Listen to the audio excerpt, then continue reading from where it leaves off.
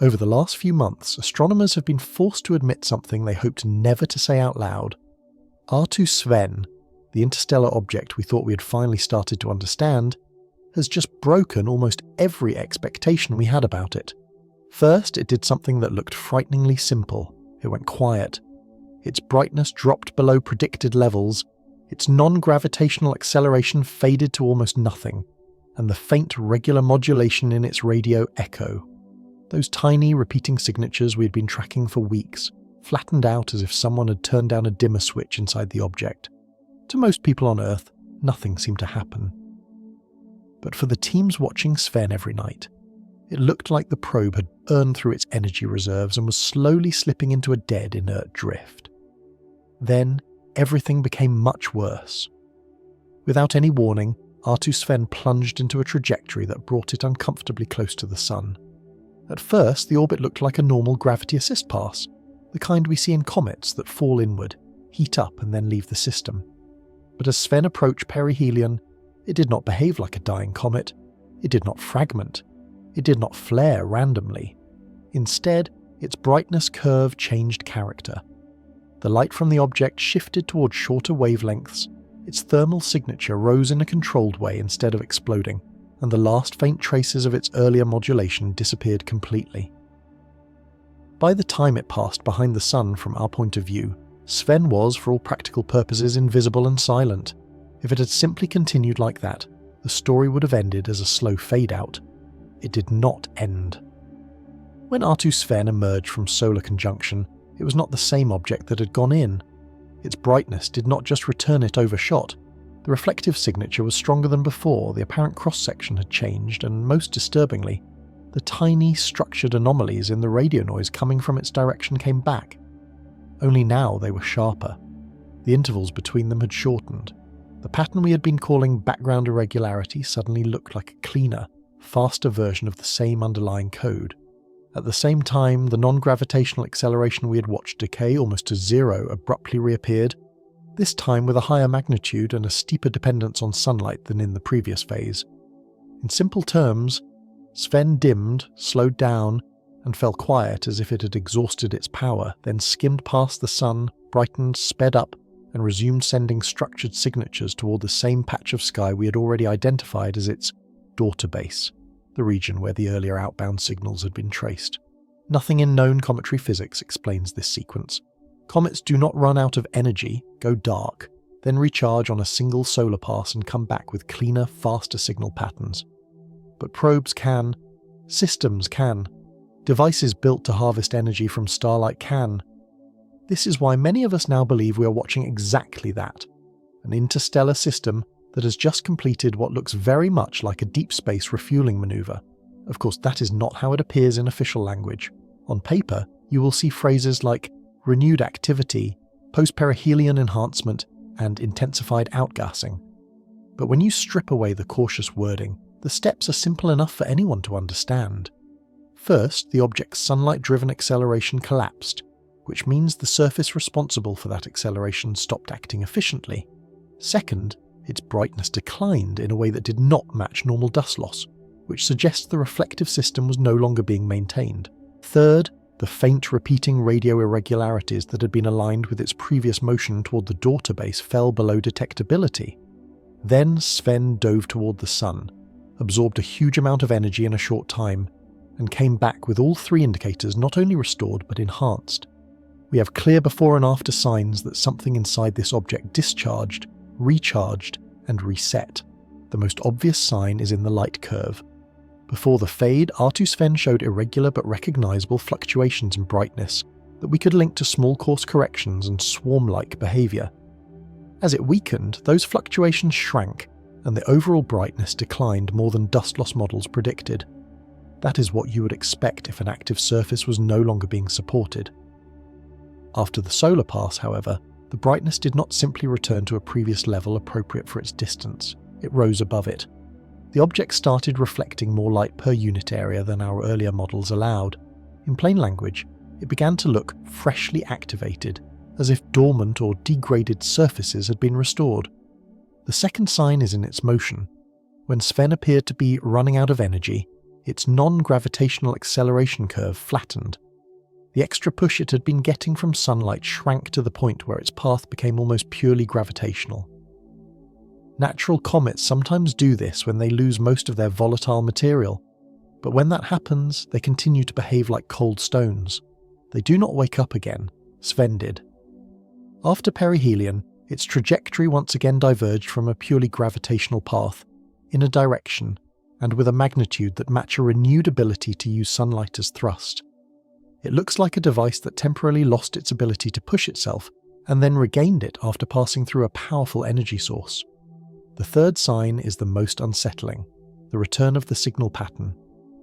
Throughout its earlier phase, careful radio analysis showed that the noise coming from Sven's direction was not entirely random.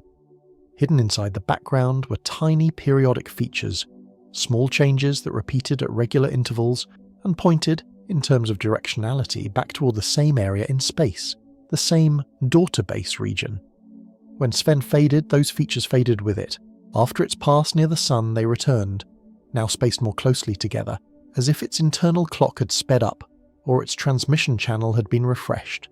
To an engineer, this looks very much like a system that was starved for power, fell below transmission threshold, and then came back online with a renewed energy budget. So the question is simple and disturbing. What exactly did R2 Sven do when it dipped close to our star? We can call this reignited activity, if that makes us more comfortable, but the pattern of events matches a much more direct explanation. The object tapped into solar energy in a controlled way and left the encounter in a stronger operational state than when it entered.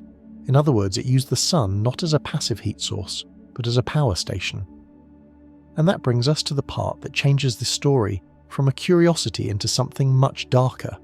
Because if R2 Sven can discharge itself, go quiet, then deliberately dive toward our star, absorb enough energy to restore its systems, and resume sending structured signals back toward a distant base, then we are not looking at a random visitor.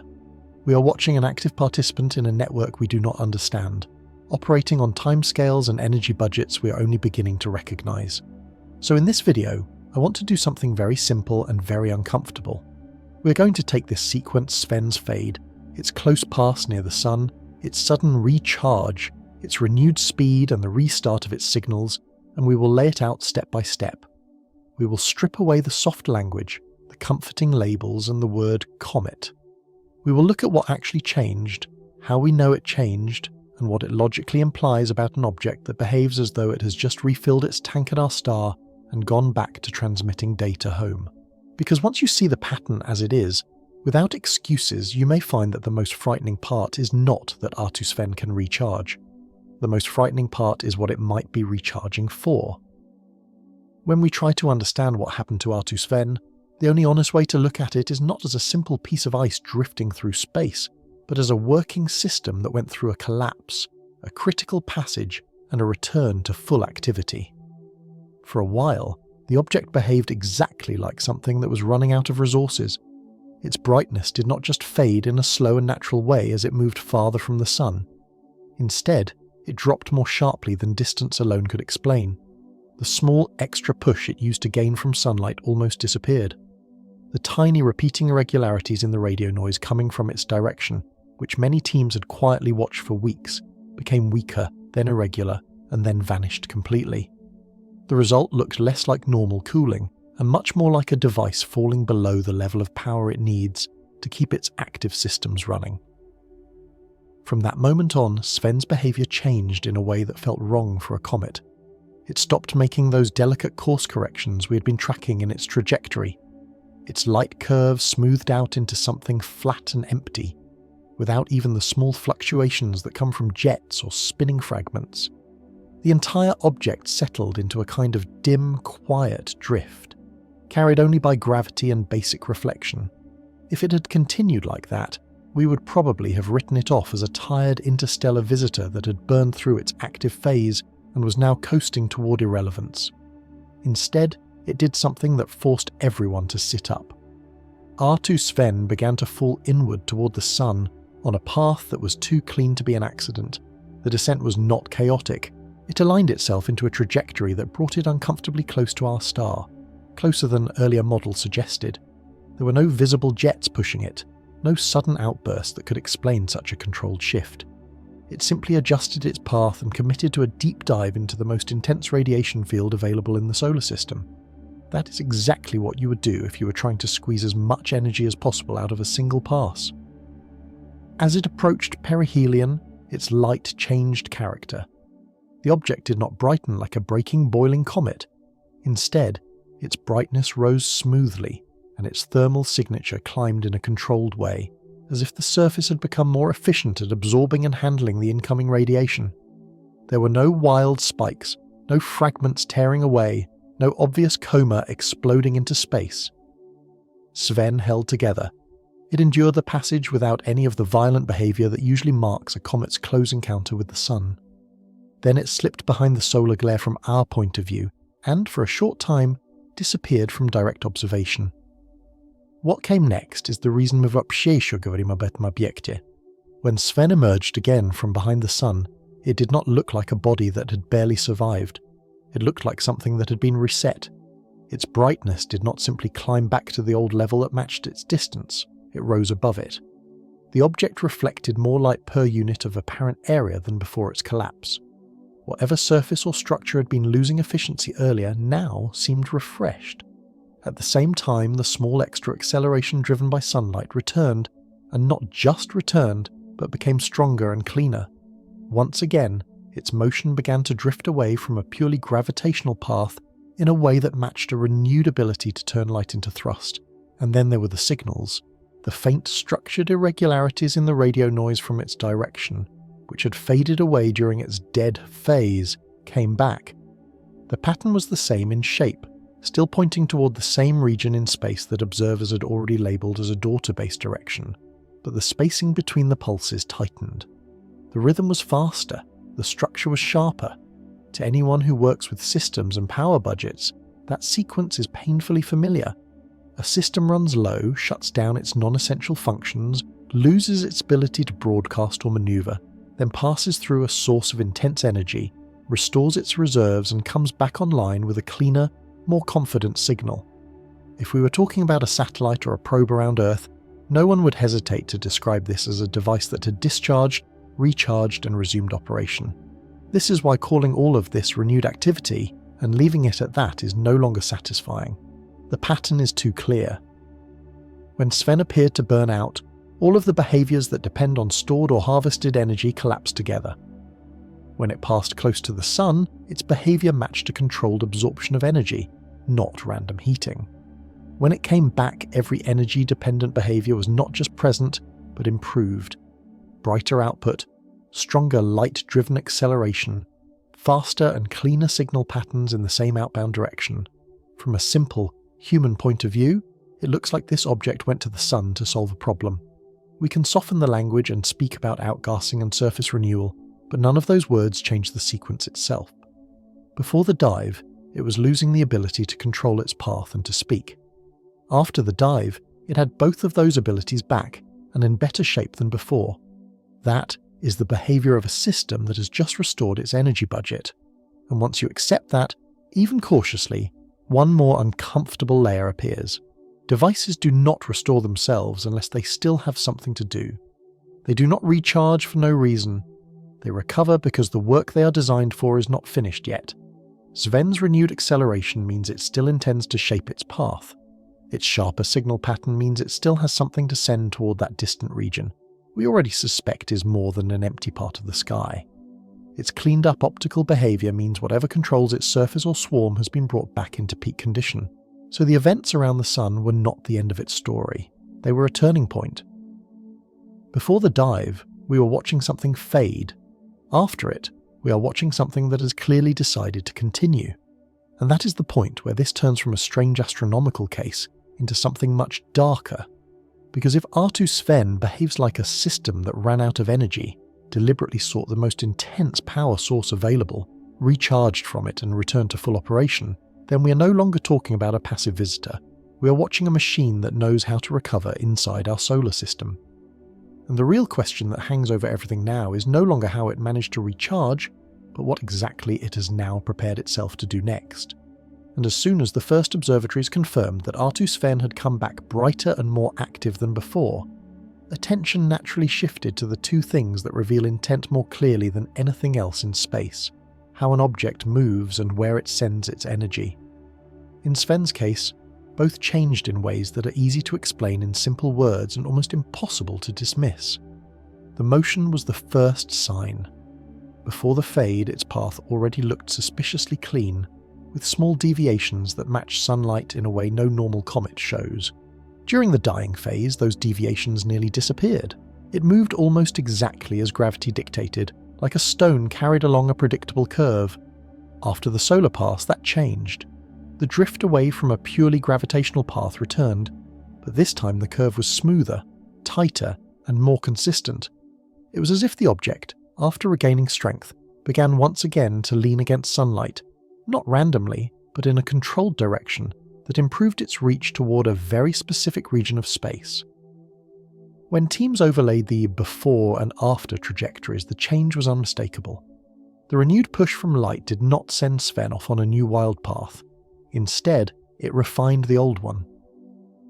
The object nudged itself into a slightly different route, one that did not look like an accident of gas jets or surface cracks. The corrections were small, but their effect over time was clear. They made sure Sven stayed perfectly aligned with the long invisible line that led both away from the sun and toward the same area of deep space where its earlier signals had been directed. That is not what a comet does. That is what a guided vehicle does when it wants to stay on a corridor it cannot afford to leave. At the same time, radio astronomers went back to the data and found that the signal pattern after the solar encounter was not only stronger but more disciplined. Earlier, when Sven was healthy the first time, the tiny repeating irregularities in the background were there, but they carried a hint of noise. The spacing between them was regular, but not perfect. Once Sven recharged, the pattern tightened. The gaps between those small disturbances and the radio noise became even more even. The whole rhythm looked as if some internal clock had been cleaned and wound again. It is the kind of improvement you see when electronics are fed more power and can hold timing more precisely. What makes this so unsettling is not that the pattern exists, but that it returned, improved, and continued pointing in the same direction. It is one thing to see something strange once and never again. It is something very different when the same strange behavior disappears when the object is weak and comes back stronger when the object passes near a star and leaves it in better shape. Taken together, the path and the pattern form a single picture. Sven is not drifting and shouting at random. It is moving and speaking in a way that resumed exactly where it left off, only with more clarity. Observers also noticed a change in how Sven responded to tiny disturbances. Before the fade, sudden changes in the solar wind or small gravitational influences produced small, irregular quirks in its brightness and motion. After the recharge, its response became calmer. External disturbances still existed, but the object absorbed them more smoothly. Its light did not flicker as much. Its arc through space did not wiggle as noticeably. It was as if the object had not only gained energy, but had also restored whatever internal control systems help it resist push and pull from the outside. In simple terms, it looked more stable because it had more power to keep itself on course. These changes might sound technical, but the emotional impact of them is straightforward. Before the dive toward the sun, R2 Sven looked like something that was gradually losing the ability to control its own fate. Afterwards, it looked like something that had forced a reset, restored its strength, and tightened its grip on the route it was already following. The deeper you look, the harder it becomes to pretend that this is just a coincidence of ice and dust. There is another piece that makes the story even darker. When analysts took the new trajectory and extended it forward, they found that Sven's adjusted path now links more cleanly, not only with the outbound direction of its earlier signals, but also with regions of space where no known natural targets exist for a comet to care about. There are no planets there, no obvious reservoirs of material, no special gravitational structures that would influence a natural visitor. There is simply empty space in the direction from which interstellar objects can come, and to which artificial signals can be sent. Sven's renewed path does not serve a natural goal, it serves a navigational one. The same is true for its speed. After the solar encounter, the extra push from sunlight does not simply make it go faster in any direction. It increases speed along the exact line that maintains the previous alignment. That kind of efficiency is what you want if you're trying to reach a target far beyond the edge of our system and do not want to waste anything. It is movement with intention, not just with momentum. And then there is a detail that is easy to miss, but important for anyone who wants to understand why some researchers are now using words they never thought they would use about a so-called comet. When R2 Sven was in its weakened state, the changes in its behaviour were slow. The fade took time. The signals decayed gradually. The path drifted gently back toward a purely gravitational curve. After the solar encounter, the changes were much quicker. Brightness jumped back over a short interval. The measurable extra push from sunlight returned abruptly. The signal pattern reappeared in a tight window. It looks less like chemistry, and more like a system that was switched from one state into another.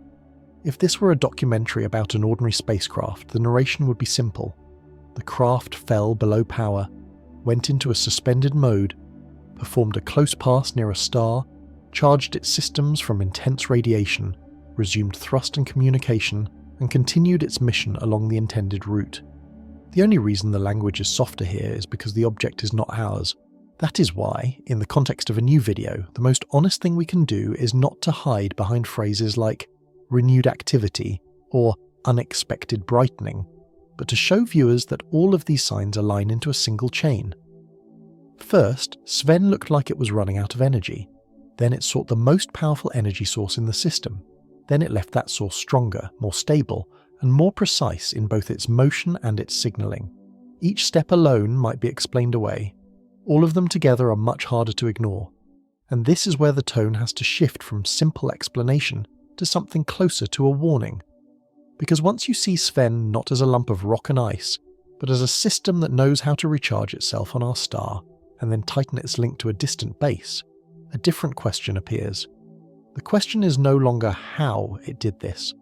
The question becomes, why now? It could have failed quietly. It could have drifted into darkness and left our system as a cold, silent relic. Instead, it chose the hardest, most dangerous maneuver available, survived it, and came out behaving more like an active participant than a passive visitor. That is the part that should make any listener stop and think. A machine that understands how to recover inside a foreign star system is not a harmless curiosity. It is a sign that what we are seeing is only one piece of a larger design, and somewhere beyond the edge of our instruments, in the direction Sven keeps pointing its renewed signals, there is something listening to the fact that their probe just woke back up. After the first shock faded and the new data began to settle into a clearer pattern, one conclusion became impossible to ignore. R2 Sven was no longer behaving like a visitor passing through the solar system. It was behaving like something that had re-entered a mission phase. Every new reading supported this idea more strongly than the last. The brighter surface, the renewed acceleration, the sharper signal rhythm, all of it pointed to a system that had finished recovering and was now preparing for whatever comes next. The way Sven now interacts with sunlight is especially telling. Earlier in its journey, the push it gained from radiation pressure was irregular. Sometimes it was slightly stronger, sometimes slightly weaker, and there were moments when the object appeared to lose efficiency altogether. After the solar encounter, this inconsistency vanished. The sunlight-driven acceleration became smooth and steady, almost as if the object had reconfigured itself to maximize the use of every photon that hit it. Even small fluctuations in sunlight that would normally produce minor disturbances no longer created noticeable noise in its motion. It looked like a system that had recalibrated its surfaces, or whatever mechanism it uses, to operate at peak performance again. At the same time, the coherence of its apparent shape improved. Before the energy drop, the object's reflected light sometimes showed small irregularities, as if the structure or swarm around it was shifting unevenly. After the solar pass, the reflection became cleaner. There were fewer sudden dips, fewer strange flickers, fewer anomalies in the spread of brightness. Instead, Sven produced a stable reflective profile that suggested its outer configuration had either been repaired or reorganized while exposed to the sun. Natural bodies do not do this. They break down, they shed material, they become less predictable. Sven did the opposite. Observers also noticed an unusual detail in the way Sven handled gravitational disturbances. As it continued along its refreshed trajectory, small forces that would normally produce measurable changes in orientation or brightness simply did not affect it the way they used to. Instead of reacting with jitter or drift, Sven resisted these disturbances in a way that made its motion look more like controlled orientation than passive tumbling. something inside the object, whether a stabilizing field or a structural mechanism, appeared to be working again. Recharge systems behave like this. Exhausted ones do not. But the most alarming part of its renewed behavior is the direction in which it continues to send its signals. Before the fade, the faint repeating pattern in the radio background always pointed toward the same region of deep space. After it regained power, the signal returned with higher clarity and shorter intervals, but the direction did not change. It remained locked onto the same part of the sky, showing that whatever information Sven is transmitting is intended for the same destination as before. This consistency suggests the object is not improvising. It is not adjusting its mission based on environmental conditions or on its own health. It is following a plan. And this is where the fear enters, because if R2 Sven is following a plan, then that plan includes moments of collapse and recovery. It includes periods of silence and periods of transmission. It includes the deliberate use of our star as a power source. None of these make sense for a natural body. They make perfect sense for something engineered to operate far from home, in environments where energy may be scarce and long missions require resilience. As more data came in, astrophysicists began comparing Sven's renewed trajectory with its earlier one. The resemblance is so strong that it looks less like a path shaped by natural forces and more like a corridor the object intends to stay within. Even the way Sven's speed changed after the recharge was consistent with a device that has regained the ability to fine-tune its route, using sunlight not for random nudges but for precise long-term steering. The corridor it follows does not lead anywhere of natural interest. It leads back toward the region from which similar anomalies were traced earlier. There is a growing sense that Sven's revival is not just a continuation of previous activity, but an escalation. The object is moving more efficiently than before. It is transmitting more cleanly than before. It is resisting disturbances more effectively than before. Every sign suggests that it has entered a phase that requires more power and more stability, not less. That alone raises questions we're not ready to answer. Because if Sven's first phase involved quiet observation, slow adjustments, and faint signals, then this new phase may be something entirely different. It could involve stronger transmissions, longer range communication, or even coordination with another object already positioned somewhere beyond our detection limits. It could involve a return journey, or the start of a new route deeper into the system. It could involve actions we cannot predict, simply because we have nothing to compare this behavior to. The disturbing part is the simplicity of the pattern. Sven lost power, recovered power, and resumed its mission with greater efficiency. That is the sequence you expect from a functioning device. And if you accept that, even tentatively, then everything that follows becomes more serious, because devices do not recharge unless they intend to continue. Sven's continued alignment with its outbound direction, its renewed acceleration, and the unmistakable clarity of its signal pattern all point toward one truth that no one wants to acknowledge in direct terms. This object is not done. It is not drifting by chance. It is not reacting passively. It is preparing for something, and the time between its revival and its next step is shrinking. Whatever R2 Sven is moving toward, whatever it is communicating with, whatever instructions it is following, its behavior after the solar encounter shows that it is functioning at full strength again. And that means the real story is only beginning. After the first days of renewed activity were analysed and the shock faded into focused work, researchers began to notice that Sven's signals were not just stronger, they were changing in a way that suggested the start of a new pattern. Earlier, the faint repeating disturbances in the radio noise looked like a simple rhythm, something almost mechanical in its timing, repeating over and over with small variations. After the recharge, the rhythm became cleaner, but it also carried a subtle shift, a kind of internal structure that had not been visible before. It was as if the signal had gained detail. The shape was still familiar, still aligned with the same outbound direction, but now it contained a new internal pacing, the kind of pacing you would expect when a system is transmitting not a single piece of information, but a sequence.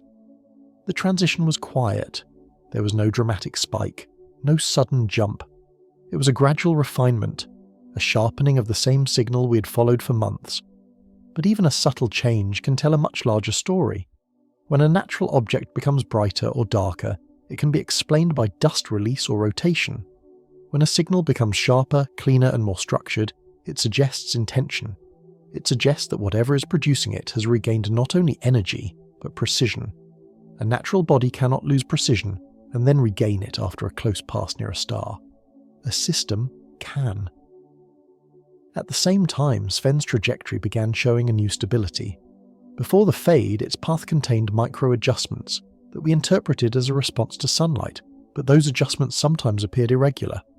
After the solar encounter, those irregularities disappeared.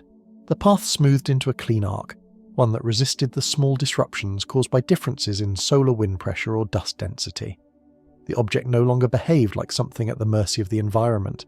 It behaved like something holding itself steadily on course, using its renewed energy not for random movement, but for control.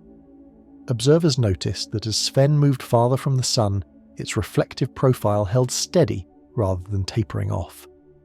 Normally, after a brightening event, comets and other reflective structures begin to fade again. Dust settles, ice cools, surfaces lose their sharpness. Sven did not. It remained brighter than expected and maintained that brightness across multiple observation windows. This is not how natural surfaces behave after intense heating, but it is exactly how a refreshed and reactivated mechanism behaves when it has been recalibrated for efficiency. With more data coming in, researchers began comparing these new patterns with the earlier stages of Sven's behaviour when it first entered the solar system. The resemblance was unmistakable, but the new behaviour was stronger, clearer, and more refined. It looked like a system that had entered the same operational mode as before, but with greater stability and fewer signs of wear. In other words, it looked like a restart, not simply a continuation, but a clean re-entry into the same mission state, this time at full strength. The signals themselves became the focus of intense analysis. Early on, they had been faint, almost like static with a rhythmic shadow inside it. The new signals carried the same shadow but with cleaner edges. That alone is worrying, because it means Sven is not simply transmitting noise created by environmental effects. It means the repeating pattern originates from something internal, something that can degrade and then improve when energy is restored. And once that idea settles in, another follows naturally. If Sven has the ability to restore the clarity of its internal timing, then whatever it is communicating now may contain more information than what we saw before. But the part that began to disturb even the most cautious observers was the way Sven handled direction.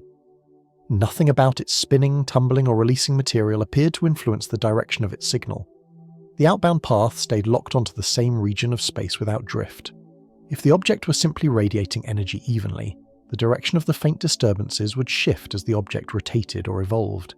Instead, the direction remained constant, as if the signal were not tied to the object's rotation at all. This is the kind of consistency you see when a transmitter uses an internal reference rather than external geometry. Meanwhile, its acceleration continued to reflect the unmistakable signs of active control. The renewed push from sunlight was too clean to be the result of chaotic surface chemistry. It matched the angle of its outbound trajectory with surprising precision, as if the object had reorganized its surface features or its swarm to ensure that sunlight was pushing it in the direction that best served its course. Natural bodies cannot align acceleration with transmission direction the way Sven now does. The more the data was examined, the more one idea kept returning to the center of the discussion. Sven had not merely regained strength, it had become purposeful again. It did not drift back into activity slowly or clumsily. It returned with a level of discipline that makes the silence before its solar path seem even more deliberate. Almost as if the fade was not a failure, but an expected stage. Almost as if the object knew it would lose energy and timed its descent toward the sun accordingly. And almost as if the reactivation and the resumed signalling were steps in a sequence that had been planned long before it entered our system. This is the part where the implications become difficult to ignore. Because when you look at Sven's current path, its renewed acceleration, and its sharpened signals as a single picture, you start to see a pattern that is not spontaneous or natural. You see a path that remains aligned even after a collapse. You see signals that repeat with more clarity after a recharge. You see a system that does not allow itself to fail permanently.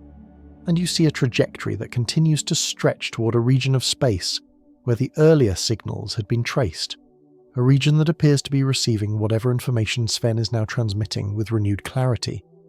The deeper question that follows naturally from all of this is not whether Sven is active again, but why it is active with greater strength than before. Systems that revive themselves do so for a purpose. They recover because their next phase requires it. And the longer we observe Sven in its renewed state, the more its behaviour resembles something preparing for a significant transition. Not a random drift, not a quiet exit, but the next step in a mission that has not yet revealed its full shape. Whatever comes next, the object is ready for it. And the fact that it had to recharge before taking this step is the part that should make us pay attention. After the renewed signal patterns became impossible to dismiss, and the post-solar acceleration settled into its unnervingly stable shape, the next set of observations pushed the situation into territory no one expected to reach so quickly. As Sven continued outward, every new measurement reinforced the same unsettling idea. Its trajectory was no longer merely consistent, it was optimized. The adjustments it made after regaining energy were not large enough to attract immediate attention, but they were precise enough to reveal intentional shaping when seen over long distances. Even small changes in solar wind conditions failed to knock it off the corridor it seemed determined to follow. The object held its orientation, held its speed, and held the alignment of its faint outbound signatures with a level of discipline completely out of place in natural motion. What made this development even more alarming was the way Sven reacted to conditions that should have caused instability. Normally, when an object passes through regions with shifting solar wind density or charged particle flows, its brightness fluctuates. Dust clouds twist, surfaces respond with flickers, even the most stable comets show momentary disturbances. Sven, however, absorbed the same environmental noise with almost no visible reaction. Its reflective profile stayed smooth, its orientation remained steady, its motion tightened instead of loosening, giving the impression that the object was constantly correcting itself quietly, using its newly restored energy to reject small disturbances before they could accumulate. Systems behave this way, passive bodies do not. This internal resistance to drift is precisely what allowed researchers to detect something even stranger. Sven's path was converging toward a line that did not match the simplest outbound solution. Instead of drifting into a broad fan of possible trajectories, as natural objects do after a major solar encounter, Sven's motion narrowed into a single thin corridor extending toward deep space. This corridor was not the default path predicted earlier in the mission. It was a refinement, a correction, an adjustment that came only after the recharge. The object chose a more exact route after restoring its internal systems. Alongside this, the structure of its signals began revealing a new pattern, not in direction, which stayed locked onto the same target as before, but in internal spacing. Earlier, the repeating disturbances showed simple, even gaps. After the recharge, those gaps carried faint but measurable substructure. The repetition was no longer uniform, small variations inside each cycle formed a pattern that repeated only after multiple cycles. This is not something background interference produces. It is what a device produces when its transmission rate increases or when it begins packaging data differently. The fact that Sven was able to produce more structured emissions only after gaining energy says more about the nature of these signatures than any theory about natural phenomena ever could. The timing of these new features also raised questions that no one wanted to answer immediately. The refinements in Sven's signals, the tightening of its acceleration profile, the stability of its reflective pattern, and the narrowing of its route all occurred within the same short observational window. In natural physics, unrelated processes do not synchronize like this. But synchronized changes are exactly what you would expect when a system transitions from one operational phase into another. The solar encounter did not simply recharge Sven. It appears to have triggered something, a shift, an upgrade, or an awakening of whatever internal mechanisms had been shutting down earlier, and the deeper researchers looked, the worse it became. When the new signals were analysed as a whole rather than individually, a disturbing property emerged. The improved clarity was not just a side effect of stronger power, it was directional. The new form of the signal remained perfectly locked onto the same outbound region, but now it carried consistency across wider frequency ranges. The noise around the disturbances narrowed, as if the object were filtering its own emissions more carefully. To put it simply, Sven's voice became cleaner and more deliberate. This is not the behaviour of a natural body randomly throwing light and radio echoes into space. This is the behaviour of something that knows exactly where it needs its message to go, and now has the power to send it more effectively. At the same time, researchers tracking the object's brightness noticed another disturbing detail. Sven was not slowly fading again after the recharge, as comets and reflective bodies normally do. Instead, it maintained a stable brightness plateau, as though its reflective configuration had locked into an optimized shape. Even as it moved deeper into regions where sunlight weakens rapidly, the fall-off in brightness did not follow the expected curve. The object held its apparent efficiency, suggesting that it was not just reflecting habitually, it was controlling how much light it captured and released. This stability extended to its thermal profile as well. Heat loss after perihelion should occur at a predictable pace, with different regions cooling at different rates. But Sven's thermal behaviour showed far less asymmetry than expected. Regions that had previously cooled unevenly now stabilised into a near uniform pattern. The simplest explanation for this is that the object's internal configuration, whatever mechanism regulates temperature or stores energy, had been restored to balanced operation. All of this made the next discovery even more troubling. When observers widened the time frame and plotted Sven's old trajectory against its new one, the refined outbound corridor aligned perfectly with the same deep space coordinates that its earlier signals had been targeting. The new acceleration pattern, the revived signal clarity, and the carefully maintained brightness profile all pointed toward continuity. Sven was not merely broadcasting again. It was navigating and transmitting in the same direction, with more precision than before its collapse, and that is where the fear becomes impossible to ignore. Because if the object regained power simply to continue drifting, that would be concerning enough. But it regained power, and immediately began perfecting both its movement and its communication. These two behaviours do not match a dying comet or an exhausted ice fragment. They match a system that regained function and resumed its role in something larger.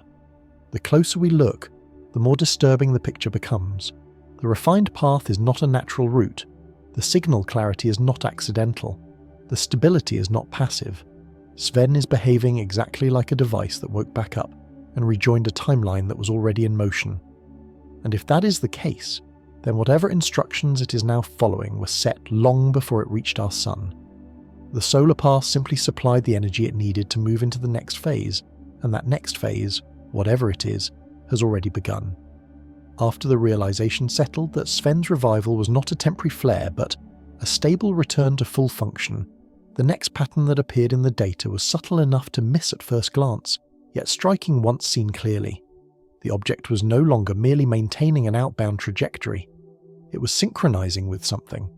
The rhythm of its signals, the clean acceleration profile, the near-perfect resistance to environmental disturbances, all of these elements began to align not only with each other, but with the timing of its own motion through space. This level of internal cohesion resembles a system that has just received fresh instructions and is now carrying them out with renewed precision. It began with the observation that Sven's updated signal rhythm did not simply become clearer. It began drifting into harmony with its long-range trajectory. The intervals inside the signal pattern subtly stretched and compressed in a way that matched the object's distance from the sun and its changing velocity. Natural processes never do this. They operate in their own domain, independent of motion. But Sven's signal started behaving like part of its navigation, as if the message being sent had to remain in step with the object's movement. That is the kind of synchronization you see when a system aligns its transmission timing with its route, ensuring that whatever is receiving the signal can interpret the data in the correct sequence. At the same time, the object's brightness held a level of consistency that was almost unnatural for its environment. As it moved into colder, thinner regions of sunlight, Sven compensated for the decreasing energy exactly enough to maintain stable reflectivity. It did not brighten or dim unpredictably. It did not fluctuate when exposed to solar wind variations. It simply held its output with a stability that suggested internal calibration. That behavior becomes even more telling when paired with the tightening of its radio pattern. Both the light and the signal acted like outputs controlled by the same decision-making core. Another detail made this picture sharper. The way Sven's renewed acceleration matched the inbound and outbound phases of its signal bursts. observers noticed that small increases in the sunlight-driven push tended to appear near the moments when the radio disturbance pattern reached its strongest clarity. This correlation is not accidental. It implies that the object is optimizing both thrust and communication at the same time, using its restored energy to balance both tasks. For a natural body, this would require an impossible level of internal coordination. For an engineered system, it is the expected behavior of a device executing a precise sequence. As this pattern became more visible, analysts began mapping Sven's outbound path against the projected region where its signals were aimed. What emerged was deeply unsettling. The object's refined route was not simply moving toward the same region by coincidence.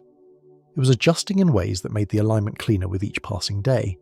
Even tiny fluctuations in its acceleration contributed to a better match between its path and the most direct line to the signal's destination. When a comet moves, it reacts to the forces around it. When a device moves with renewed power and begins aligning motion with communication, it looks more like it is responding to instructions. Researchers also noticed that the internal spacing of Sven's signal pattern, the faint substructure hidden inside each pulse, began showing repeating chains. These chains did not appear when the object was weak. They only emerged after the solar encounter, alongside the improved acceleration and the tightening trajectory. The timing between these internal features began following a pattern that would make sense only if the object were coordinating a sequence of steps: measure, correct, transmit, correct, transmit. The cycle had always existed, but now it became more coherent. Something inside Sven was using its restored energy to remain synchronized across multiple subsystems. This behavior would be impossible to detect in a natural object because a natural object has nothing to synchronize. But here, the consistency is impossible to ignore. Every part of Sven's new behavior motion, light, temperature balance, signal structure, acts as though controlled by a shared process that is operating more efficiently than before. A system regains strength, activates its controls, and then begins following a specific set of timed instructions. And if that is the case, then the solar recharge was not the purpose, it was simply preparation. As these observations accumulated, a new idea emerged that many researchers resisted at first. Sven's revival might not be a return to previous function, but the start of a new phase entirely. Before the fade, its signals and corrections were faint, almost hesitant. After the recharge, they became sharper, faster, and more deliberate. The object is no longer behaving like a probe conserving the last of its resources. It is behaving like a probe that has entered a part of its timeline where high activity is required. This raises a disturbing but unavoidable possibility. The fade before the dive may have been an expected stage in its mission, not an error. If Sven deliberately allowed itself to weaken until it reached the point where a solar encounter became necessary, then the period of silence before the pass was not a failure, but a planned quiet phase. And if the recharge was planned, then everything that follows, the cleaner signals, the refined path, the disciplined acceleration, fits perfectly into the idea that the object has now activated a new instruction set. This brings us to the most unsettling part. The coordination between its outbound path and its improved transmission pattern implies that something is waiting for Sven's message. The region it continues to target has no known astronomical value. It contains no gravitational features that would influence its motion. The only reason for Sven to maintain this degree of alignment is if the direction itself matters, if it leads to a receiver. And that is the point where the fear begins to settle in. Because if an interstellar object can cross our system, lose power, restore itself using our star, and then begin transmitting with more precision than before, it is not acting alone, it is participating in communication. And communication implies a network implies coordination. And coordination implies that what we're observing is not the entire system, only one node inside something far larger. Sven's renewed strength is no longer the most alarming detail. The most alarming detail is that its behavior now resembles a device that has completed a reset and is following the next set of instructions exactly as intended. And the direction it continues to target has not changed once. As Sven continued its steady outward movement, and the pattern of its sharpened signals settled into a new, almost disciplined rhythm, attention naturally turned toward the one element that had remained unchanged through every phase of its behavior: the direction of transmission. No matter how its brightness fluctuated, no matter how its acceleration shifted, no matter how weak or strong it became, the faint anomalies in the radio noise always pointed toward the same distant region of space. Even after the solar recharge, when its internal systems appeared to come back stronger, the object did not adjust its aim. It did not drift. It did not explore. It continued transmitting toward that location with absolute consistency. This is the detail that transformed the conversation from speculation into concern. Because in astronomy, directional stability is rare even for controlled human-made spacecraft. A tiny bit of rotation, a slight reaction to solar wind, a patch of uneven heating. All of these are enough to shift the orientation of a passive body. Yet Sven held its outbound vector as if some part of its internal structure was actively maintaining a reference. And when something consistently points at the same place while it moves, restores power and refines its systems, the question naturally shifts from how it transmits to whom it transmits. The troubling part is that this region of space contains nothing obvious. No major stars, no dense clouds, no gravitational structures that would attract a comet or nudge a probe. On the surface, it looks like empty background. But the more Sven's signals sharpened after the recharge, the more this empty background felt like deliberate misdirection. Because the vastness of space often hides what we cannot see with our instruments. If something is small, quiet, cold, or intentionally non-reflective, it will not appear on our surveys. A device waiting in deep space would not need to emit light or heat. It could sit silently for centuries without ever revealing itself. As researchers analysed Sven's sharpened outbound pattern, they noticed that it shared a property often associated with long-range communication systems. The timing was not constant. Instead, it shifted slightly in a way that suggested compensation for movement. It was as though Sven were adjusting its internal clock so that its message would remain coherent across the increasing distance. This is not the kind of behaviour produced by natural echoes or random interference. It is what a system does when it expects its signal to be received at a predictable point in space and time. This behaviour raises a new and uncomfortable thought. If Sven is adjusting its internal timing to match its movement, then the receiver may not be stationary. It may be moving along a predictable path, either around a distant star or within interstellar space. Sven's signals may be aligning with something that is following its own trajectory, something that Sven's designers knew in advance. The idea that the object is transmitting to a drifting receiver rather than a fixed location is not speculation. The pattern in its signal timing supports it. At the same time, the refinement of its outbound course begins to take on new meaning. Its path is not just stable, it is optimized. Even small changes in solar wind fail to push it away from the invisible corridor it follows. This level of precision suggests that Sven's route may not just be a pathway out of the solar system, but a navigational line that intersects the trajectory of something else. When signals and motion both sharpen in unison, the object is not only talking, it is positioning itself. Another detail came into focus when researchers re-evaluated historical data from before Sven entered its weakened phase. Even then, before its systems began to fail, the spacing in its signal pattern hinted at a purpose. The earlier signals were weaker, less refined, but they still pointed toward the same direction. Now, after the recharge, the signals are not only clearer, they carry faint, repeated variations inside each cycle. The kind of variations that appear when a system is packaging data in structured segments. These segments repeat only after long windows, suggesting that Sven may be sending multi-block messages rather than a single repeated pulse. Taken together, the direction, the timing, and the segmentation imply communication, not noise. The refinement after the recharge implies intention, not coincidence, and the stability of its outbound vector implies focus, not drift. As soon as these elements are placed together, a new possibility emerges, one that is simple, direct, and quietly frightening. Sven may be transmitting to something that is not visible to us.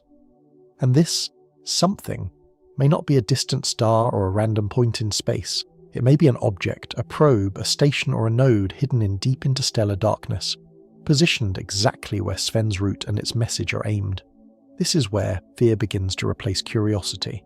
Because if Sven is communicating with a hidden receiver, then that receiver is already in place. It is already waiting. It is already listening. And Sven's behaviour after the recharge, Sharper signals, stronger thrust, stabilized orientation suggest that it is now carrying out a renewed phase of its mission, with the confidence of a system that knows its message is being delivered. There is an even more unsettling angle. The region Sven is targeting is the same region into which several interstellar anomalies from the past have been loosely traced. Weak, unexplained bursts, non-repeating radio structures, directional noise that never fit neatly into natural or human-made categories. Individually, these anomalies meant nothing, but seeing Sven align with that same part of the sky, sending sharper signals toward it, gives each of those old anomalies new context. They may not have been random after all. They may have been part of a long chain of communication signals drifting between systems waiting for the next event. The more Sven accelerates, the more precise its transmission becomes, and as its outbound speed increases, its internal timing adjusts exactly enough to keep the rhythm consistent. This level of coordination does not happen by chance. It happens when a system is executing a plan designed long before it entered our observational field. And that leads us to the most disturbing possibility of all. Sven may not be reporting its mission's findings. It may not be asking for instructions. It may be performing a verification step, confirming that it has regained power, realigned its systems, and is ready for whatever comes after the transmission is complete. Whatever lies in that direction, whatever has been receiving those signals long before we knew Sven existed, is now part of a conversation that we were never meant to hear, and Sven is speaking to it more clearly than ever. After enough time passed for the data to settle, and for the shock of Sven's renewed activity to fade into a quiet, persistent tension, researchers began confronting the question that had been avoided for months. What exactly are the possible scenarios if an object behaves this way, if it loses power, recovers it deliberately, resumes a precise outbound path, and continues transmitting toward a region of space that offers no natural explanation? The patterns we see are too coherent to leave room for the comforting answer. Whatever is happening now is not an isolated trick of nature. It fits into a structure, a sequence of events that feels like part of a larger design. The first scenario that scientists considered was the simplest one. Sven is sending a status report. In this view, the object may have been assigned a long, slow reconnaissance mission. It enters a star system, collects environmental data, monitors planetary fields, searches for anomalies, and then sends a detailed report back to its origin. The idea sounds harmless at first, almost routine, until you compare it with Sven's behavior. A status report does not require such precise timing. It does not require a solar recharge. It does not require a renewed push toward a specific outbound corridor. It does not require synchronized internal rhythms. If the goal were merely reporting, the object could have done that months ago. The second scenario carries more weight. Sven may be transmitting a confirmation signal. In engineered networks, confirmation signals are necessary after a system completes a critical step. They're short, structured, and designed to assure the receiver that the device is operational, synchronized, and ready. If Sven is following this type of protocol, then the fade before the solar pass may have been a planned stage, and the renewed signals afterward may be its way of indicating that the next phase is ready to begin. This scenario is more complex than a simple report, because it implies that Sven is part of a chain, not a lone traveller, but a node in a system that expects updates. That alone would mean there is more out there than Sven itself. The third scenario is the one researchers least wanted to explore, but now cannot ignore. It suggests that Sven's transmission is not a report or a confirmation, but an activation message. In this view, its signal is aimed at something that will respond only after receiving a specific pattern delivered with a specific clarity and timing. The idea is disturbing because it turns Sven's journey into a trigger. Its renewed acceleration, its corrected path, and its sharpened signals all begin to resemble the actions of a device positioning itself correctly before sending a message that initiates something far beyond its own capabilities. This interpretation fits uncomfortably well with the changes observed after the solar encounter. The object regained power, it refined its orientation, it stabilized its output, it merged its motion and its transmission into a single coherent stride. It behaves the way a system behaves when preparing to send a message that must not fail. Researchers tried looking for benign explanations. Perhaps the direction Sven targets is an artifact of geometry. Perhaps the timing variations are environmental. Perhaps the stability is coincidental. but none of these hold up under scrutiny. The outbound direction does not shift with the object's rotation. The timing is too refined to be shaped by noise, and the stability increased precisely when Sven regained power, not before. These details are not random, they are coordinated. Another possibility is that Sven is not only communicating, but navigating toward a meeting point, not with a star or a planet, but with another device. If an object is meant to rendezvous with a partner or a relay, its behavior would look exactly like this. Corrections toward a narrow corridor, stable acceleration, restored systems, and a constant outbound pulse intended to help the receiver locate it. This scenario is unsettling because it implies that the solar system is not the final destination. It is merely a point along a route. But the most worrying scenario is the one few are willing to voice openly. It suggests that Sven is approaching the end of its reconnaissance stage and entering whatever comes after it. If its mission involves coordination, communication, or activation, then the solar system may already be a monitored environment. The object's actions after the solar recharge would then represent the beginning of a new segment in a long timeline, one that did not start here and will not end here. There is a quiet fear that grows with every new piece of data, not because there is evidence of aggression, not because there is evidence of hostility, but because Sven behaves exactly like a system that is not alone. Every transmission points towards something. Every correction points towards something. Every revived function points towards something. And whatever that something is, it has remained invisible to us not because it is absent, but because it is silent. What makes the situation harder to accept is that Sven has grown more confident with every passing day. Its signals no longer drift. Its motion no longer wavers. Its internal cycles no longer weaken.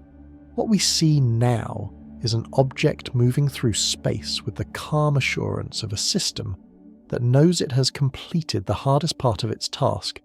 It has survived the fall into the sun, restored its power, re-established its link, and resumed its course with renewed clarity. And the deeper it moves into the outbound corridor, the more its behavior resembles the rhythm of a device approaching the next checkpoint. This is the stage where the tone of the analysis shifts from observation to implication. Because once you see Sven as a system carrying out a sequence, losing power, restoring it, realigning its systems and transmitting sharply toward a specific point, you begin to understand that the solar system may have been scanned, not visited. It may have been surveyed, not targeted. And Sven may be the messenger that leaves after the work is done, while something else waits to receive the message. Whatever lies in that direction, whatever uses Sven as one piece of a larger design, is now part of a conversation that continues whether we can hear it or not. And Sven's behavior suggests that the next move will not be ours. After enough time spent mapping Sven's renewed signals and comparing them with the behavior it showed before losing power, a deeper realization began forming among researchers who had been tracking it from the start. The object's transmission may be important, but it is not the whole story. The direction it targets, the stability of its outbound corridor, the precision of its restored movement, all of these are signatures of communication. Yet communication alone does not require such perfect alignment, nor does it demand a solar recharge executed with such precision. It became increasingly clear that Sven's message is not the end of its mission. It is the beginning of whatever comes next. This shift in thinking appeared gradually.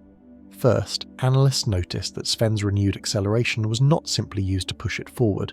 The push was always oriented in a way that kept its path aligned with the communication direction. Even small fluctuations in sunlight were mirrored by adjustments that pressed the object's trajectory back toward the same invisible line.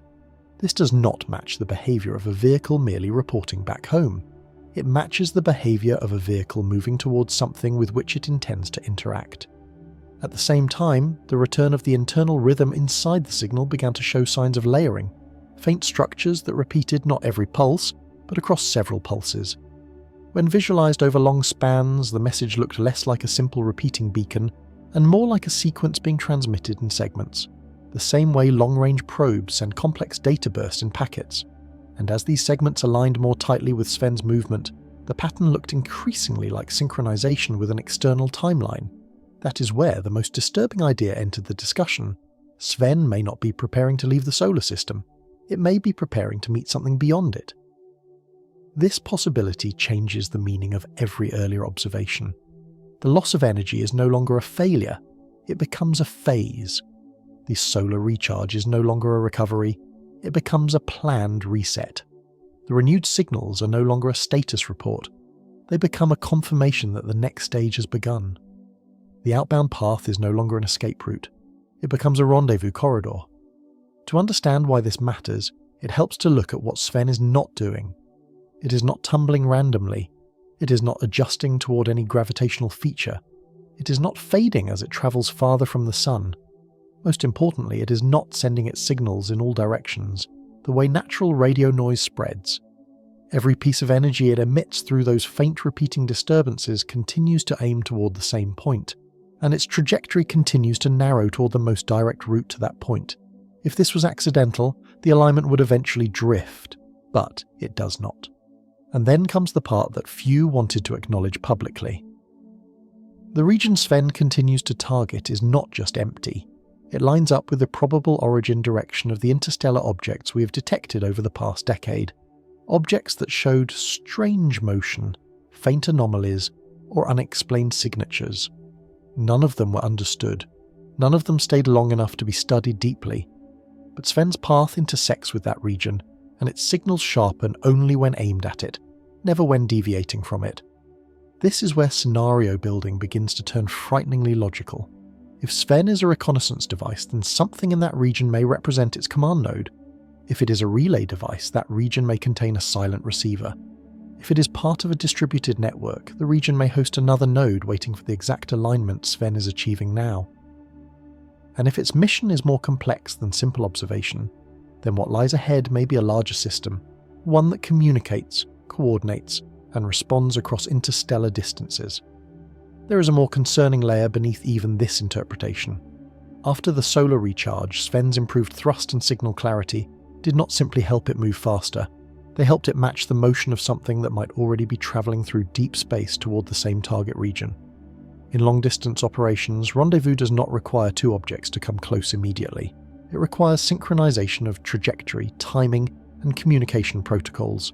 Sven's new behaviour fits that model too well to ignore. This means the solar system may not be a destination. It may have been one waypoint among many, and that raises the question that scientists avoided for as long as possible. What happens after Sven delivers its message? The possibilities are not comforting. If the object is confirming that it has completed its survey, then the receiver may act on that information. If the object is transmitting environmental data, then the receiver may be assessing conditions inside our solar system. If the object is sending confirmation of a successful recharge and reset, then the receiver may interpret that as readiness for the next step, whatever that step is.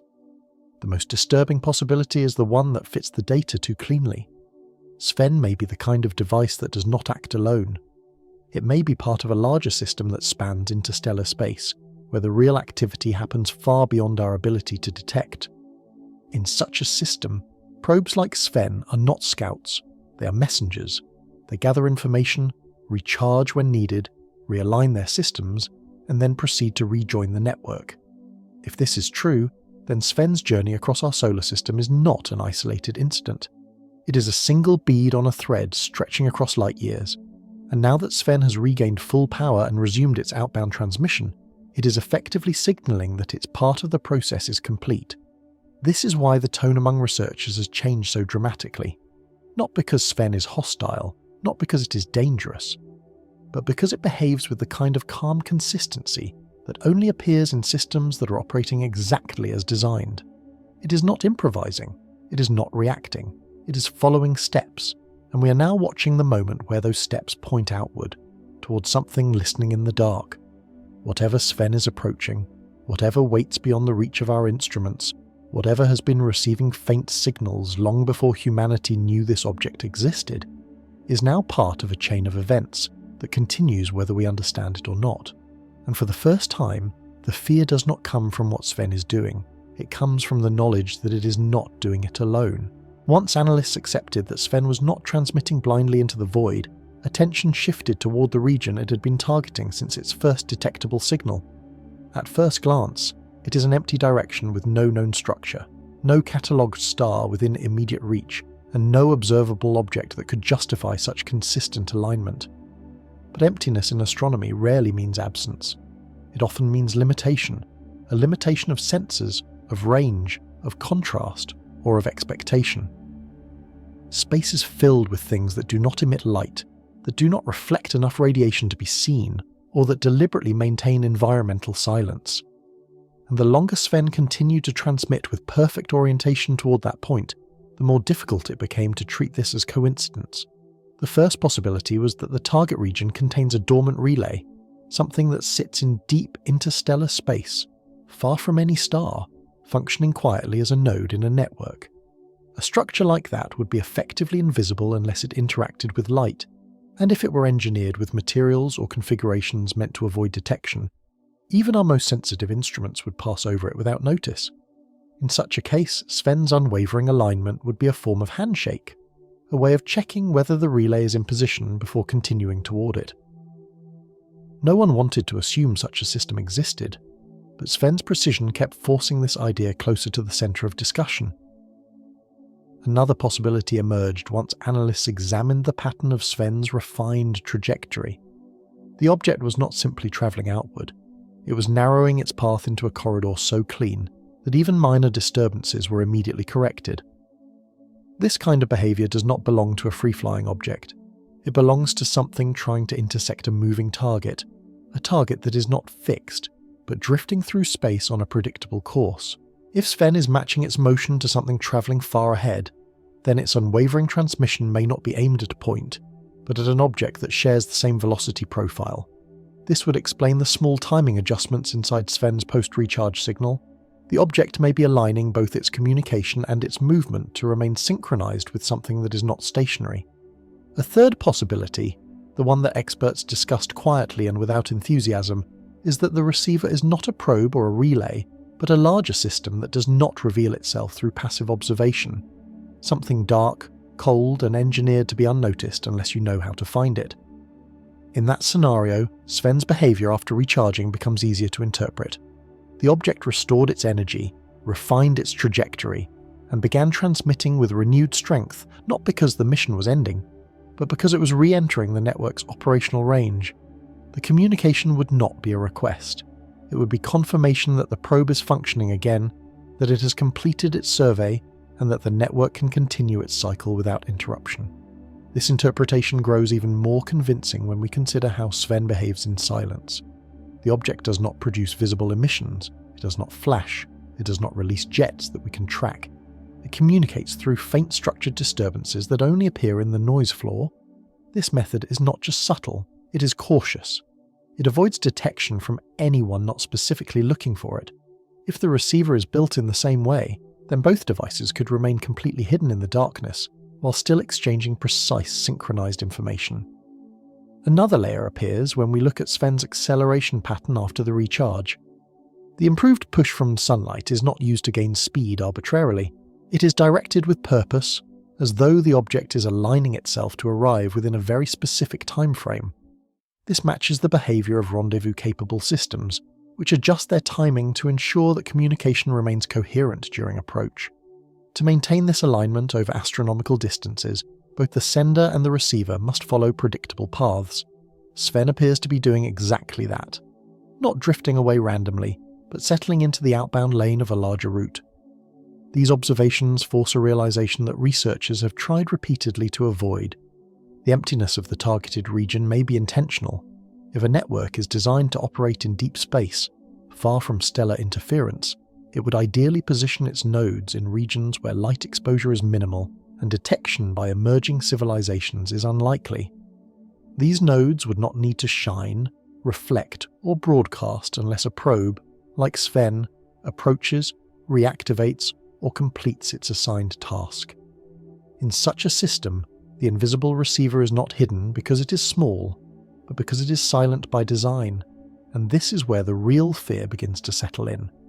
Because if Sven is transmitting to such a system, then it suggests a scale far larger than one probe. It suggests planning across distances so enormous that the solar system becomes just one point in a chain. It suggests engineering choices meant to avoid detection. It suggests that what we are seeing in Sven is only the visible surface of something deeper, broader, and older than anything we have encountered. What terrifies scientists most is not the possibility that the receiver exists. The real fear comes from the idea that Sven knows exactly where it is, how far away it is, and how fast it is moving. To maintain this degree of precision, the object must carry instructions pre-programmed long before it arrived here. It must hold a map of space that includes not just stars and gravitational fields, but the position of structures placed beyond the light of suns. It must understand how to communicate across vast distances while preserving timing, structure, and orientation. And if that is true, then Sven's presence here is not accidental. It is part of a much larger pattern, one that does not begin or end with our solar system. The fact that Sven regained energy and immediately refined its outbound path suggests that the probe is now preparing to reconnect with something that has been waiting in darkness far longer than humanity has existed. This is the point where the story stops being about a strange object passing through our neighbourhood. It becomes a story about a system that uses our star as a power station, our space as a corridor, and our silence as cover. Sven is moving towards something designed to remain unseen, transmitting to a destination that has been set long before we noticed its presence. And the most unsettling part is the quiet certainty in its behaviour, a confidence that does not belong to a drifting fragment of ice. It belongs to something that already knows where it is going, and knows exactly who will be listening when it arrives. As Sven continued its silent alignment toward that unreachable region of space, a new question slowly replaced every other. What happens when it reaches the point it has been targeting all this time? The trajectory is no longer wandering.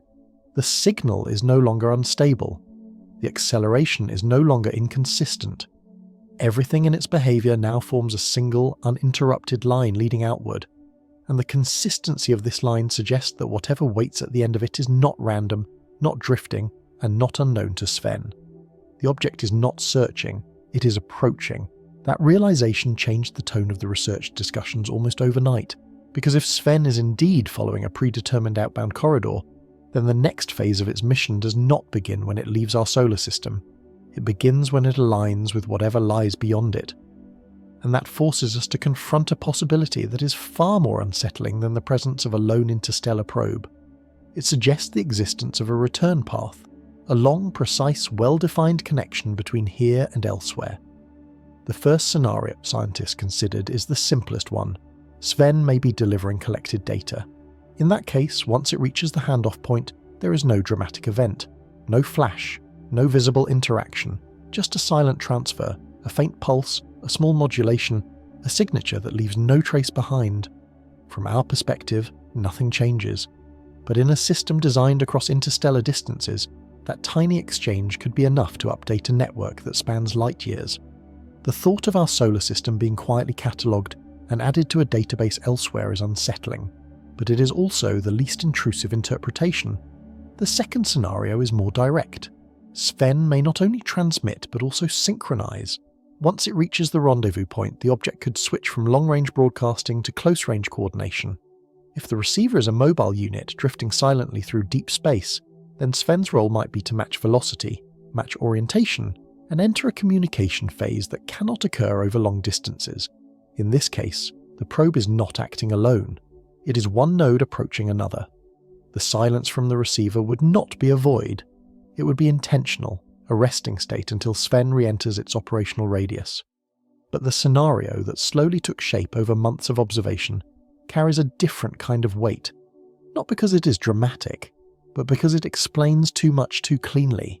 It suggests that Sven's outgoing path may be leading it toward a larger structure, a hidden station or platform designed to remain invisible to civilizations like ours. This platform would not emit light. It would not reflect enough radiation to be seen. It would maintain a temperature close to the cosmic background. It would be a cold, silent anchor point in deep space, positioned precisely so that probes like Sven can reconnect with it after long journeys. If such a structure exists, it would not need to be large. It would not need to be powerful. It would only need to remain predictable. A fixed reference, a stable node, a listening ear in the dark. And the more Sven refines its outbound trajectory, the more likely it becomes that the probe is not aiming at emptiness, but at a destination chosen long before humanity existed. The question that follows is simple and suffocating.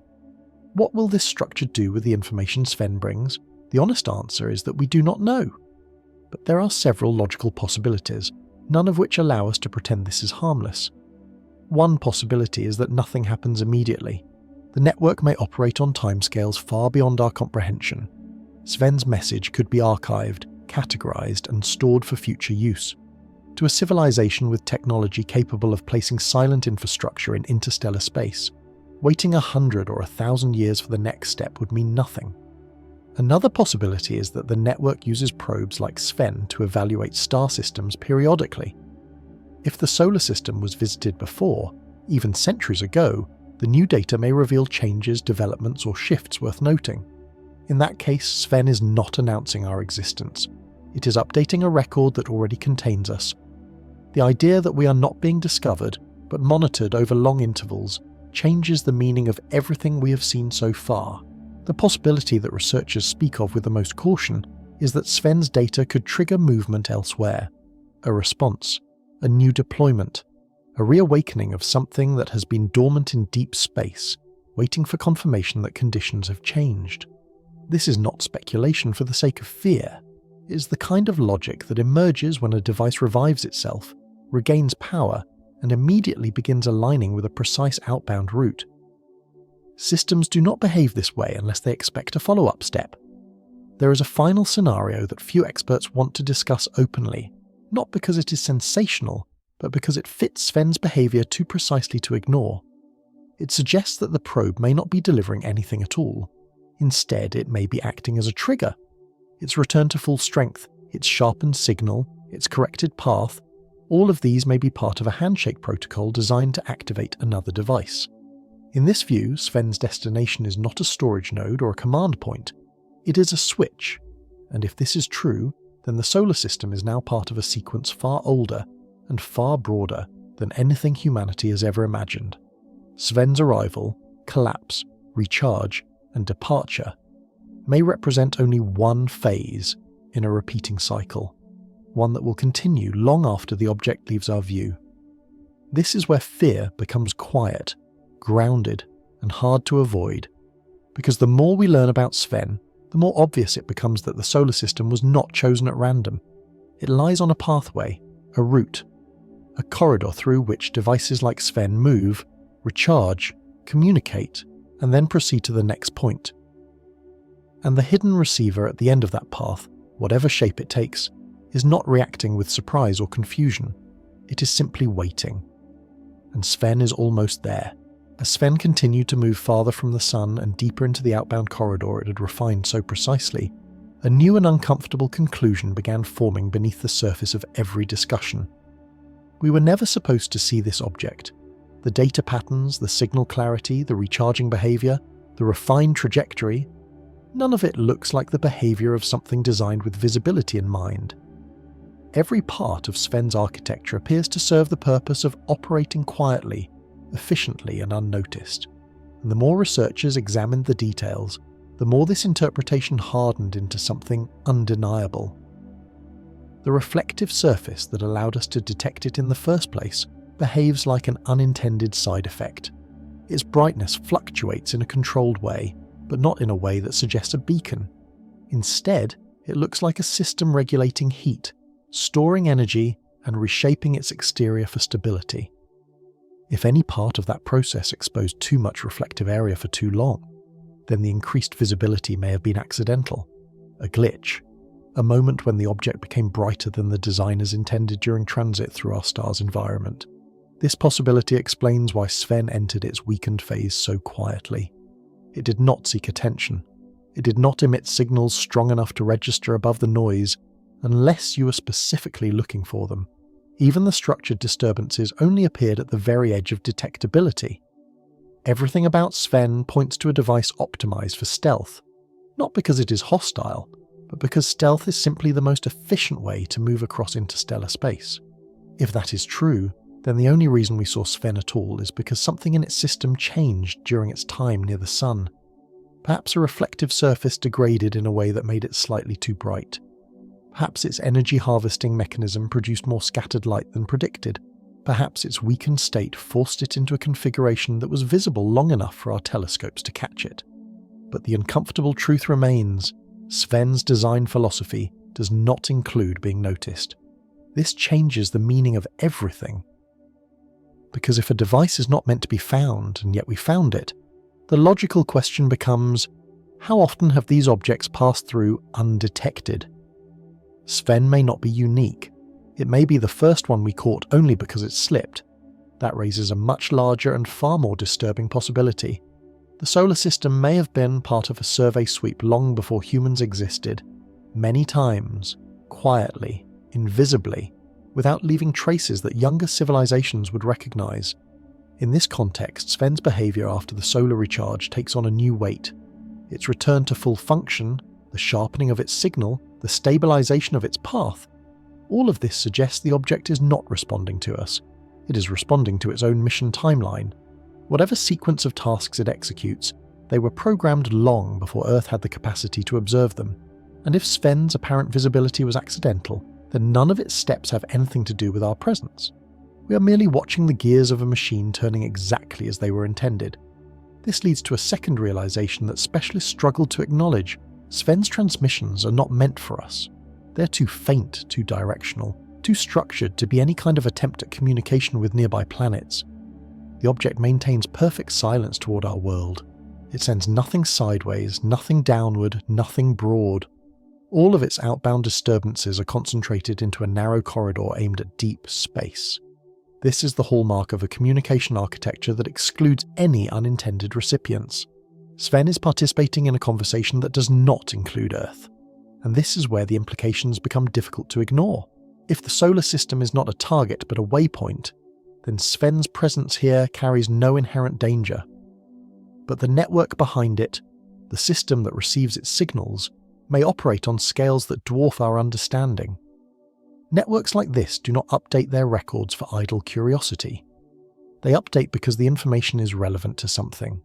They survey because the data will eventually inform an action or a decision. They monitor because change, even slow change, matters. If Earth was not meant to see Sven, then the network may not be built with emerging civilizations in mind at all. Its design may assume that younger species cannot detect dark, cold, silent nodes drifting through interstellar space. In that case, the presence of our telescopes in Sven's path is a statistical anomaly, not part of the intended timeline. We simply happen to be watching at the right moment, and the fear that grows from this realization is not about Sven's mission, it is about perspective. Because if we are looking at a system that does not consider young civilizations worth acknowledging, then we must accept the possibility that we are beneath its threshold of relevance. Not targets, not threats, not partners, simply too early, too small or too primitive to merit interaction. And if we are beneath that threshold, then Sven's data may describe us the way an automated weather station describes wind, as a background condition, not as something with agency. This interpretation forces a difficult question. What does it mean for humanity to accidentally notice a part of a system that was not designed to be noticed? In most scenarios, nothing changes. The network remains silent. The receiver continues its role. Sven continues its route, completes its transmission, and leaves the solar system with no need to respond. But in rarer scenarios, the accidental detection of a probe can shift a system's risk profile. Some networks treat early detecting civilizations as data points. Others treat them as anomalies. A few treat them as variables that require monitoring. And that possibility, the idea that humanity may now be marked as a variable, is where the fear grows quiet and heavy. Not because it implies danger, but because it implies awareness. If the system Sven belongs to has thresholds for detection, thresholds for reaction, thresholds for inclusion, then our ability to see Sven may have moved us across one of them. And if that threshold means nothing, then nothing will happen. But if it means something, even something subtle, then the solar system may no longer be an unobserved waypoint. It may have become a noted coordinate. The most unsettling part of this entire situation is not the probe. It is the possibility that the network behind it has existed longer than our species has been capable of understanding the sky. Sven did not slow down when we found it. It did not react. It did not acknowledge us. It simply followed its path, restored its energy, and resumed its mission. Everything we see now suggests one quiet truth. We were not supposed to notice this, but now that we have, the system that was never meant for us knows that we did.